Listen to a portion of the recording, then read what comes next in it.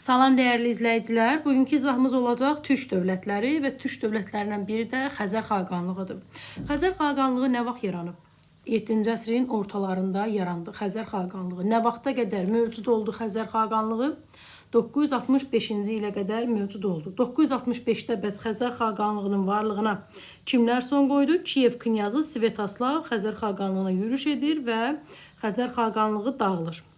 Neçənci il oldu? 965-ci ildə oldu. Nə vaxt yarandı? 7-ci əsrin ortalarında yarandı. Paytaxtı olmuş şəhərlər, hansı şəhərlər tanıyırıq? Bələncərdir, Səməndərdir, İdildir. Bu kimi şəhərlər Xəzərlərin paytaxtı idi. Hansılar oldu? Bələncər, Səməndər, İdil. Bunlar Xəzərlərin paytaxtı oldu. Xəzərlər bilirik ki, bayaq qeyd elədim ki, 7-ci əsrin ortalarında yarandı və Qərbi Göytürk xaqanlığının süqutundan sonra onun ərazisində yaranmışdı. Bu belə. Həmçinin də onu qeyd edeyim ki, Xəzərlər özlərini Qərbi Göytürkün varisləri hesab edirdilər. Və sual verə bilərsiniz ki, xaqanlığın yaranmağında hansı tayfalar iştirak elədi? Məsələn, Sabir tayfaları deyə bilərik, sonra Xəzər tayfaları deyə bilərik, Barsmir tayfaları, yəni və s. bu kimi tayfalar xaqanlığın yaranmağında iştirak etmişdi. Dedik ki, paytaxtlar hansı şəhər oldu? Bələncər, Səməndər və hara oldu? İdil. Sonra hansı Göytürklərin varisi hesab olunur? Şərqi yoxsa qərbi? Təbii ki, qərbi Göytürklərin və qərbi Göytürkün süqutundan sonra onun ərazisində yaranmışdı. Yaxşı, dövlətin başında kim dururdu? Dövlətin başında duran şəxs xaqan adlanırdı. İkinci şəxs necə adlanırdı Xəzər xaqanlığında? Xaqan bəyi adlanırdı. Birinci şəxs necə oldu? Xaqan. İkinci şəxs isə Xaqan bəyi adlanırdı. Əhalinin də əksəriyyəti, yəni türklərdir. Dövlət dili də Türk-Xəzər dilidir. Bunu da qeyd eləyək. Sonra biz Azərbaycan tarixini keçəndə demişdik ki, Xəzər-Ərəb müharibələri, ondan danışaq qısa şəkildə. Xəzər-Ərəb müharibələri 643, 653, yəni 1-ci, 2-ci Bələncər, Savalan 731, Hilad 737-dədir. İlk 3 döyüşdə ərəblər məğlub olur, Xəzərlər qalib gəlir. Ən axırıncı döyüş dediyimiz Hiladda isə Xəzərlər məğlub oldular.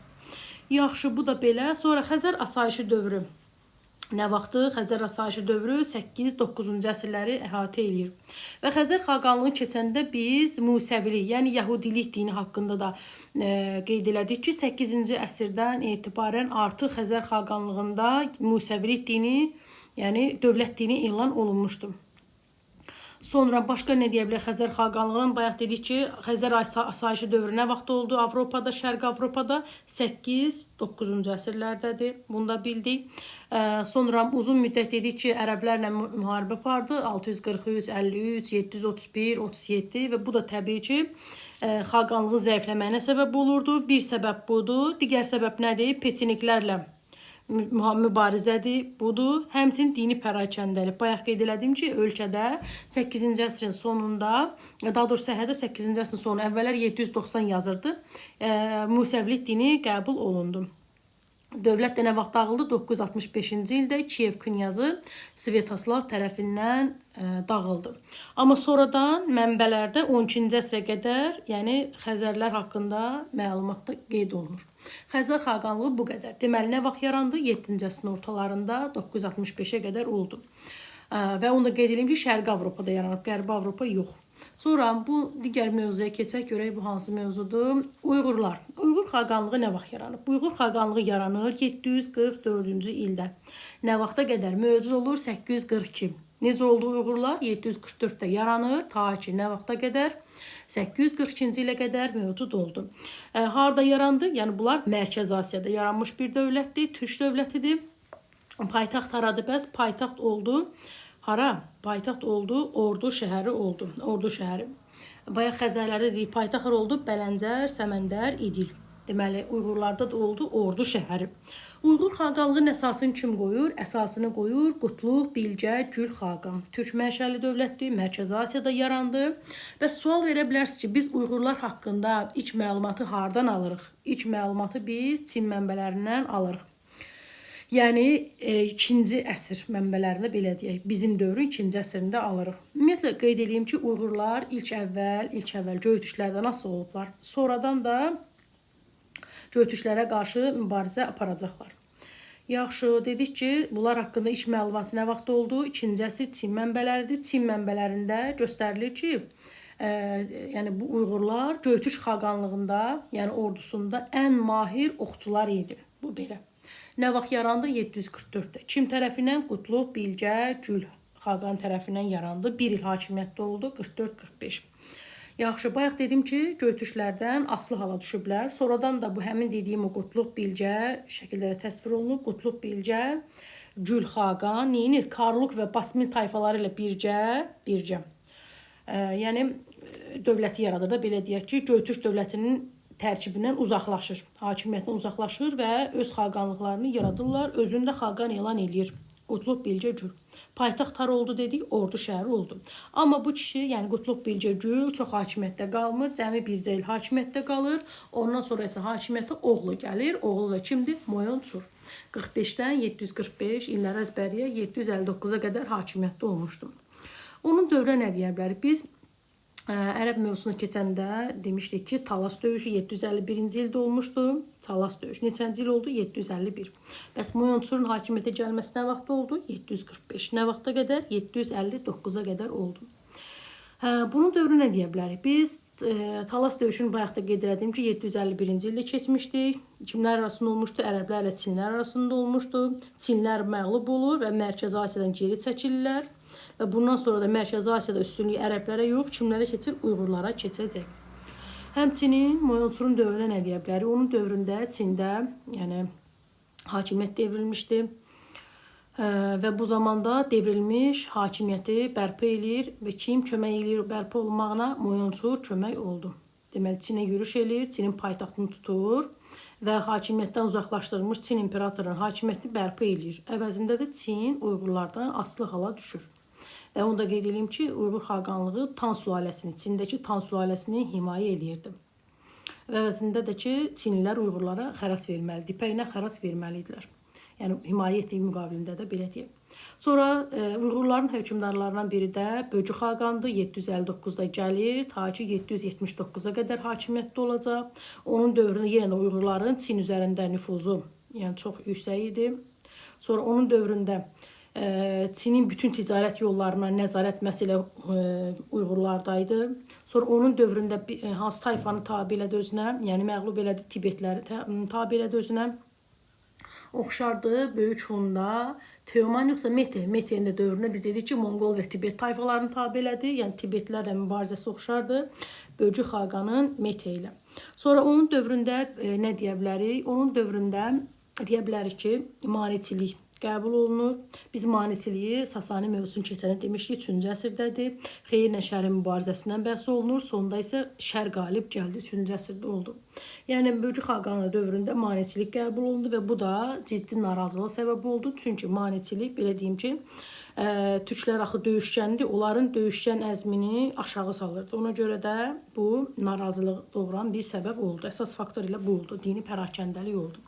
Və Uyğur xaqanlığı dedik, nə vaxt yarandı? 744, nə vaxt dağılacaq? 842-ci ildə. Kimlərin hücumu nəticəsində, daha doğrusu üsyan nəticəsində 842-ci ildə Qırğızlar üsyan qaldırır və nəticəsində Uyğur xaqanlığına son qoyulur. Uyğurlarla bağlı bir qısa da onu da deyim ki, türk xalqları içərisində Uyğurlardır ki, bunlar mətbəə, yəni kağız istehsal olmuşdu, mətbəədə yaratılmışdılar. Sonra Moyonçurda nə dedik? Dedik 45-də gəldi hakimiyyətə, 59-da getdi. Böcüdən 59-da gəlir, 79-da gedir. Onun dövründə Tibetləri məğlub eləyir. Sonra maneçilik qəbul olunur, dini pərakəndəlik olacaq. Sonra Çində devrilmiş imperiyanı bərpa eləyən kim oldu? Dedik ki, oldu kim? Moyonçur. Dövlətin əsasını kim qoydu? Qutlug Bilgə Gül xaqan qoydu. Ərazisi Mancuriyadan Qobi səhrasına qədər uzanırdı. Sonra gələk nəyə? Birinci Göytürk, bir dəqiqə yuxarı qaldırım. Birinci Göytürk, bəli. Birinci Göytürkdən danışaq. Göytürklər də nə vaxt yarandı? 552-ci ildə Göytürk xaqanlığı yarandı. Kim yaratmışdı dövləti? Bumi xaqan tərəfindən Göytürk xaqanlığı yarandı. Neçədə? 552-ci ildə, yəni türk mənşəlidirlər. Bunlar da yəni Aşina nəslindəndirlər. Dövlət yaratmamışdan əvvəl Jujanların tərkibində olmuşlar. Yəni Jujan avar dövlətinin tərkibində olublar. Türk mənşəlidir Jujanlarda. Və sonra nə deyə bilərik? Paytaxtlar oldu. Paytaxt Ötkəndir. Ötkən həm birinci Göytürkün, həm də ikinci Göytürkün paytaxtı olub. Həmçinin də Böyük Hun. Teomanın yaratdığı eramızdan əvvəl 220 Böyük Hunun da paytaxtı oldu. Və onu da qeyd edim ki, Göytürklər ilk dəfə Türk adını daşıyan dövlət məhz elə Göytürklərdir. 552-ci ildə yarandı. Sonra nə deyə bilərik? Göytürklərdə dövlətin dili əsasını kim qoydu? Dövlətin əsasını qoydu Bumlu Xaqan. Və Aşina nəslindəndirlər, bunu da bildik. Və paytaxt oldu, hara? Ötkən şəhəri oldu və ilk dəfə də Türk adını bunlar daşıdı. Sonra bir də Göytürklərdə ikinci şəxs kim idi? İkinci şəxs Yaqub adlanırdı. Xaqan idi birinci şəxs. İkinci şəxs kim oldu? Yaqub adlanırdı. Sonra Göytürklərdə Bumlu Xaqandan danışaq. Bumlu Xaqan 553-572-ci illərdə hakimiyyətdə oldu. Onun dövründə, yəni Göytürklərin ən qüdrətli, yaxşı, güclü dövrüdür. Sonra onun dövründə nə deyə bilərik? Onun dövründə Çin asala salınır. Sonra avarlara qarşı mübarizə aparır. Avarlara qarşı mübarizə aparması, bayaq dedim, Bumlu Xaqan. Həmin o Bumlu Xaqan da avarlara qarşı mübarizə aparmışdı, yəni mübarizə aparıb dövlət yaradır da.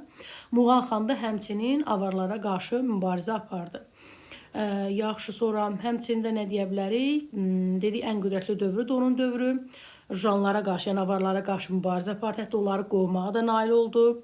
Sonra ərazi genişlənir onun dövründə, Çin asala salır onun dövründə. Sonra bir də onun dövründə, yəni Muğan Xaqanın dövründə Göytürklərdə ikinci şəxs kim idi? İstəmi Xaqan idi. İndi İstəmidən də danışaq. İstəmi Xaqan Yaqubudur. Onun dövrü nə deyə bilərik? Deyə bilər ki, Xəzərlərlə mübarizə aparır, Xəzərləri tabe eləyir özünə. Sonra Bizans üzərinə yürüş eləyəcək. Amma Bizansa yürüş eləsə də sonda diplomatik yəni danışıqlar aparır. Buna da səbəb nə idi? Səbəb Sasanilər dövləti idi. Çünki Sasanilər bunların yəni ortaq düşməni idi. Yaxşı, bəs nə deyə bilərik başqa bunun dövründən? Bir də təkrarıya, dedik ki, İstəmi Xaqan necə oldu? İstəmi Xaqan yəni Yaqub idi. Qərb vilayətlərini idarə edirdi. Xəzərlərə mübarizə aparır, tabe eləyir. Bizansla yürüş eləyir. Sonra amma diplomatik danışıqlara gedir. Səbəb isə Sasanilər oldu. Sasanilər çünki onların ortaq düşməni idi. Yaxşı, sonra nə deyə bilərik? Zəifləməyindən danışaq. Zəifləmək, ümumiyyətlə bir dövlətin zəifləməyin səbəbləri nə ola bilər? Daxili çəkişmələr, hakimiyyət uğrunda mübarizə ola bilər. Həmçinin də Göytürklər də yəni daxili çəkişmələrdən zəifləyəcək. Həmçinin burada dini pərakəndəlik də olacaq. Buddizm yəni burada yayılır və bu da dini pərakəndəliyə səbəb olacaq və nəticədə dövlət parçalanacaq. 588-ci ildə parçalandı. Hansı hissələrə? Şərqə və qərbə parçalandı. Yəni bir dövlət parçalanırsa, deməli zəiflədi və zəifləyirsə, hansı dövlətin hücumuna məruz qalacaq? Qonşusuna. Qonşusu da hansı? Çindir. Və beləliklə Çin də Şərqi Göytürkü də asala salır özündən. Neçənci əsrdə? 7-ci əsrin 30-cu illəri. Həmçində 50-ci illərdə də Qərbi Göytürkü asılı hala saldı. Və ölkədə, yəni xaqanlıqda Çin ağalığı dövrü başlayır 30-50-ci illərdən etibarən. Amma buna baxmayaraq ölkədə yəni Çin ağalığı olsa da Çinə qarşı mübarizələr gedir, yəni üsyanlar olacaq və bu üsyanlara da birinə kim rəhbərlik edir? Kürşad.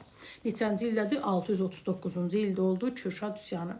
Biz Azərbaycan tarixindən ərəbləri keçmişdik və ərəblərdə nə dedik? Ərəb ağalığı dövrü Azərbaycanı. 639-da demişdik ki, ərəblər Qəzvin şəhərini tutdu və Cənubi Azərbaycana yürüş başlayır Qəzvini tutmaqla. Kürşad üsyanı nə vaxt oldu? 639-cu ildə oldu. Kürşadın rəhbərliyi oldu, amma məğlub oldu üsyan. Sonra Çin əsarətinə qarşı yenə də üsyan olacaq. Bu üsyansa nə deyə bilərik? 682-ci ildə başladı. Üsyana kim başçılıq eləyir? İltəris Xaqan başçılıq eləyir. 682-də və nəticəsində qalib gəlir. Və ölkədə Çin ağalığına son qoyulur və ikinci Göytürk dövləti yaradır. Yəni də paytaxt oldu Ötkən və özünə də köməkçi, məsləhətçi kimi seçir? Tonikuk və o nə deyə bilərik? Başqa onun dövrünə Tonikukla yəni məsləhətləşir və dövləti, yəni xaqanlığı idarə edəcək. İltəris 682-də gəlir hakimiyyətə, ta ki 692-yə qədər hakimiyyətdə olacaq. Sonra ondan sonra kimin dövrünü deyə bilərik? 692-də Qapaqan gələcək. Qapaqanın dövrünə nə deyə bilər? Onun da dövrü ən güclü bir dövrdür. Yəni Göytürklərdə ən güclü dövr məsələ Qapağanın dövrüdür, elə İltərsin dövrü də, yəni pis deyil, orada da xaqanlıq güclüdür. Sonra kimdən danışa bilərik? Bilcə xaqan. Bilcə də 716-cı ildə gəlir hakimiyyətə. Onun da dövrü Göytürk xaqanlığının ən yaxşı, yəni inkişaf etdiyi dövrdür. Onun dövrünə Çin üzərinə yürüş eləyir. Yürüş də uğurludur, onu da qeyd edeyim. Sonra başqa nə deyə bilərik? Həmçinin Mərkəzi Asiyada olan tayfalar var, hansı türk tayfaları, onu da özünə tabe eləyəcək. Dövlətin də idarə olunmağında, yəni Külticindən, Tonikukdan da istifadə olunmuşdu. Həmçinin yəni Bilcə xaqanı dövründə. Deməli, bir də deyək, Bilcədən nə yadımızda qaldı? 716-da gəlir, 734-ə qədər hakimiyyətdə oldu. Onun dövrünə Mərkəzi Asiyada olan bir sıra türk tayfalarını tabe eləyir, Çin üzərinə yürüş eləyir və uğurlu oldu. Sonra, bəs yaxşı, Göytürklərdə o kim idi ki, onu türklərin Bismarck adlandırırdılar. Kim olacaq? Məhz Tonikukdur. Bir də Bilcə xaqanın dövrü nə deyə bilərik? Onun dövründə narazılıq doğuran səbəblərdən biri də xaqanlığı da, yəni Çin tipli paytaxt, buddist məbədlər tikmək istəyir və bu da təbii ki, narazılıq doğurur. Deməli, nə vaxtda dağıldılar, indi ondan danışaq. Deməli, 682-də yaranmışdı 2-ci Göytürk xaqanlığı, 744-cü ildə isə xaqanlığın varlığına son qoyulacaq və 744-də yeni bir xaqanlıq yaranır. Bu da hansıdır? Uyğur xaqanlığı oldu. Sonra, deməli, Bumu xaqana nə dedik, yadımızda qaldı. Bumu xaqan dedi ki, Bumu xaqan dövründə avarları tamamilə qovdu, Çini asala saldı, ərazilər genişləndi. Sonra Yaqubu olan İstəmidə nə dedik, qərb vilayətlərini idarə edirdi, Xəzərləri tabe elədi, Bizansa yürüş elədi, amma sonra da diplomatik addımlar atdı. Dövlətin əsasını kim qoydu? Bumu xaqandı. Əvvəllər, yəni bunlar, bu dövlət, əvvəllər Rujanlar, yəni avarların tərkibində idi, sonra da üsyan qaldıracaqlar. İlk dəfə türk adını məhz bunlar daşıyıblar. İndi gələk nəyə? Qərbi Hun, yəni Avropa Hun dövlətinə gələk. Axunu izah eləmədim. Yox, Axun desin demədim, yadımdan çıxdı. Yoxdur, Axun yoxdur burada, bir dəqiqə baxım. Göytürk. Axunu yazmamışam, yəqin ki. Yox. Axunu şifahi, bir dəqiqə görürüm. Hə, yox, Axun yoxdur. Axunu şifahi deyərəm, hələ ki Qərbi Huna keçək. Deməli, Qərbi Hun nə vaxt yaranır? Qərbi Hun yaranır 4-cü əsrdə. 4-cü əsrin 70-ci illərində yarandı. Qərb Hunlarının ilk başçısı kimdir? Tanrı xandır. Qərb Hunların ilk başçısı kim oldu? Tanrı xandır. Yaxşı, bəs xaqanlığın adı kimin adı ilə bağlıdır? Balamirin adı ilə bağlıdır. 374-cü ildə oldu. Yəni xaqanlığın əsası məhz o qoymuşdu. Amma ilk bunların başçısı kim oldu? Tanrı xan oldu. Sonra bəs dövlətin də xaqanlığın əsasını kim qoydu? Qərbi Hun imperatoru daha doğrusu Balamir tərəfindən qoyuldu. 374-cü ildə oldu. Ərazisi deyəndə haralar nəzərdə tutulur? Ərazi bunların geniş idi. Baltik dənizi, Balkan yarımadası, nə bilim İdil çayı, Reyn çayı, yəni bu kimi ərazilər əhatə eləyirdi. Və sual verə bilərsiniz ki, bu Hunlar haqqında biz məlumatları hardan alırıq? Bundan danışaq. Məsələn, Hunlar haqqında biz məlumatları Gürcü mənbələrindən, antik dövrün xəritələrindən, sonra Şiz mənbələrindən məlumat alırıq. Sonra Hunların böyük köçü, xalqların daha doğrusu böyük köçü, bir dənə ondan deyim. Xalqların böyük köçünün bir sıra səbəbləri var. Məsələn, siyasi səbəb ola bilər, sosial səbəb ola bilər, iqtisadi səbəb ola bilər. Sosial səbəb deyəndə biz nəyi nəzərdə tuturuq? Sosial səbəb deyəndə əhalinin sayı artır və təbii ki, əhalinin sayı artırsa nə lazımdır? Torpaq lazımdır. Düzdür? Deməli, sosial səbəb nə oldu? Əhalinin sayının artması. Torpaqlar da çatışmırsa, deməli, bu nə olacaq? İqtisadi səbəb. Siyasi səbəb nə olacaq bəs? Siyasi səbəb olacaq ki, özlərinə dövlət qurmaq istəyirlər. Yəni, bu səbəbdən köç eləyirlər. Bir də ki, Çindir. Çünki bunların əsas qonşuları Çin idi və başqa dövlətlərin əsarəti altında yaşamaq istəmirlər. Yəni, özlərinin dövlətini qurmaq istəyirlər. Bu da oldu siyasi səbəb. Xalqların böyük köçü neçənci əsrdə başlayır? 4-cü əsrdə. Nə vaxta qədər davam edir? 7-ci əsrə qədər davam elədi. Xalqların böyük köçündə bir sıra xalqlar, tayfalar iştirak edir və bunlardan da biz bilirik ki, Hunlardır, Alanlardır, Slavyanlardır, Qotlardır, iştirak ediblər. Deməli, neçənci əsr oldu? 4-cü əsr, 7-ci əsr əhatə eləyir. Hunların qərbə köçü ilə başladı və Slavyanların Bizans ərazisində məskən salmağı ilə də başa çatacaq. Dedik ki, qərb Hunları 4-cü əsrin 70-ci illərində yarandı. Sonra bir də nə deyə bilərik? Attiladan danışaq. Attila hakimiyyətə nə vaxt gəldi? Attila hakimiyyətə gəlir 434-cü ildə qardaşı ilə bircə hakimiyyətə gəldi 434-də. Sonra amma tək idarə eləyəcək 445-ci ildən etibarən. Deməli, qardaşı ilə bircə idarə eləyir 434-də. Qardaşı bilir ilə bircə, amma tək idarə eləyəcək 400 neçənci ildən? 45-ci ildən ta ki 453-cü ilə qədər hakimiyyətdə oldu. Onun dövründə, yəni imperiya çevrilib Hunlar, yəni Qərbi Hunlar imperiya çevrildi. Hətta onu dünyanı titrədən Tanrı qırmancı Attila da adlandırırlar. Hətta onu Makedoniyalı İskəndərlə, Yuli Sezarla da yəni eyniləşdirirlər. Sonra başqa nə deyə bilərik? Attilanın həm Şərqi Romaya yürüşü var, onunla danışaq, həm də Qərbi Romaya yürüşü var. Şərqi Romaya yürüş, Şərqi Roma haradır? Yəni Bizansdır. Şərqi Romaya yürüş 434-cü ildə başlayır. Və nəticəsində də Şərqi Roma ilə müqavilə imzalayır. Müqavilədə nə göstərilir? Göstərilir ki, Bizans illik xərac verməlidir. Yəni Hunlara Bizans illik xərac verməlidir. Amma sonradan bu müqavilənin şərtini pozur deyə adı nədir bu kişinin? Attila yenidən hücum eləyəcək. Yəni yenidən neçənci ildə? 447-ci ildə yürüş elədi. Və necə deyirlər? Böyük məbləğdə yəni təzminat alacaqdı, belə deyək. Xərac alacaq daha doğrusu. Deməli, birinci yürüş nə vaxt oldu? Birinci yürüş 434-cü ildə oldu. İkinci yürüş nə vaxt oldu? 447-ci ildə. Niyə görə ikinci dəfə yürüş eləyir? Çünki müqavilənin şərtini pozur, xəracı dayandırır da, belə deyək. Və Attila da gəlir, Bizansın paytaxtı Konstantinopol bu söz nəsə dilimə yatmadı. Qədər irəliləyir. Bu belə. İkinci dəfə dedik nə vaxt gəldi? 447-ci ildə, yəni xəracın miqdarı artırıldı. Bu belə. Sonra başqa nə deyə bilərik? Başqa deyə bilərik ki, onun dövründə 45-ə yaxın tayfanı da öz ətrafında birləşdirdi. Sonra başqa nə deyə bilərik? Onun dövründə Tanrı qırmancı, onu da dedim. Bizansa yürüş 434-447, onu da dedim. Və nəhayət Qərbi Romaya da yürüş eləyəcək. Qərbi Romaya yürüş 451-ci ildə oldu. Ondan danışaq. Biz bilirik ki, Roma 395-dəki hissəyə bölündü, şərqə və qərbə. Qərb dağılır 476, şərqdə 1453-cü ildə oldu və Attila da şərqi dedik Romaya 434-447 və Qərbi Romada 451 və 452-ci illərdə yürüş eləyəcək. Sonra başqa nə deyə bilərik? Başqa deyə bilərik ki, 451-də Katalon döyüşü oldu. Katalon döyüşündə, yəni 451-dədir. Əvvəllər, onu deməyim, lazım deyil, düşmür də. Nəsə, Roma ordusunda belə deyə bilərik ki, tərkibində Qotlar, Franklar, yəni bunlar bu kimi tayfalar da iştirak edirdi. Yəni burada heç bir tərəf uğur qazanmır. Yəni hər iki tərəf üçün yəni uğurlu olmur da, belə deyək. Ona görə də Attila ikinci dəfə, yəni 452-ci ildə yenidən Qərbi Romaya yürüş eləyəcək. Və nəticəsində də Roma papası ona xahiş edir, yalvarır ki, Roma şəhərini tutmasın. Bu belə 452-ci ildə oldu. Sonra başqa nə deyə bilərik? Sonra Attila hansı dövlət üzərinə yürüşə hazırlaşırdı ki, amma yürüş eləyə bilmir, öləcək. 453-cü ildə Sasanilər üzərinə yürüşə hazırlaşır, amma yürüş edə bilmir, ölür. Və Attila da öləndən sonra onun tabeliyində olan bir sıra xalqlar, həmçinin Qotlar üsyan qaldırırlar. Sonra başqa nə deyə bilərik? 453-də Attila düzdür ölür, amma dövlət 453-də dağılmır. Dövlət dağılacaq 470-ci ildə oldu.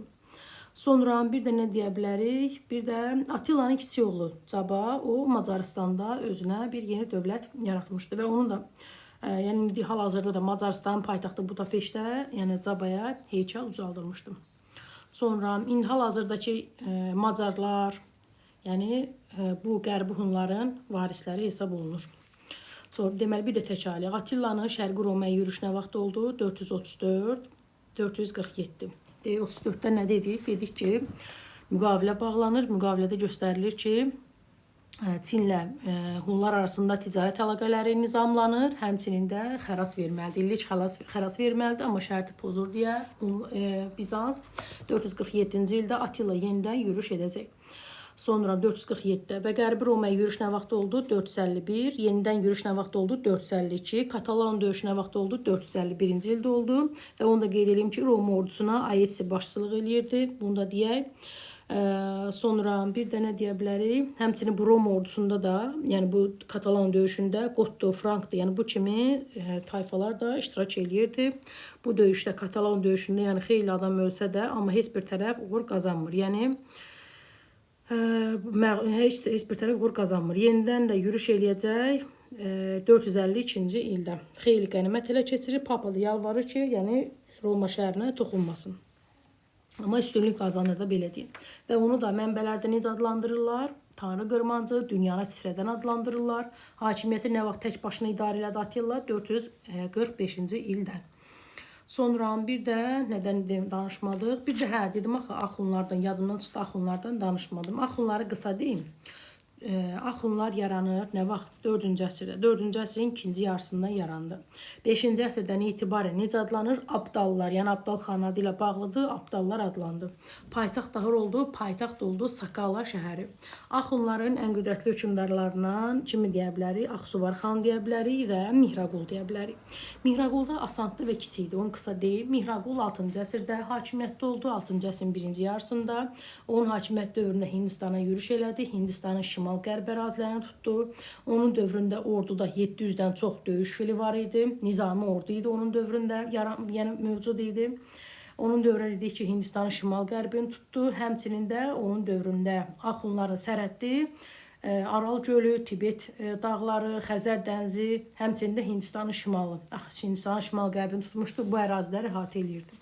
Və Axunların digər hökmdarı Axsuvarın da adını çəkə bilərik. 430-da hakimiyyətə gəldi.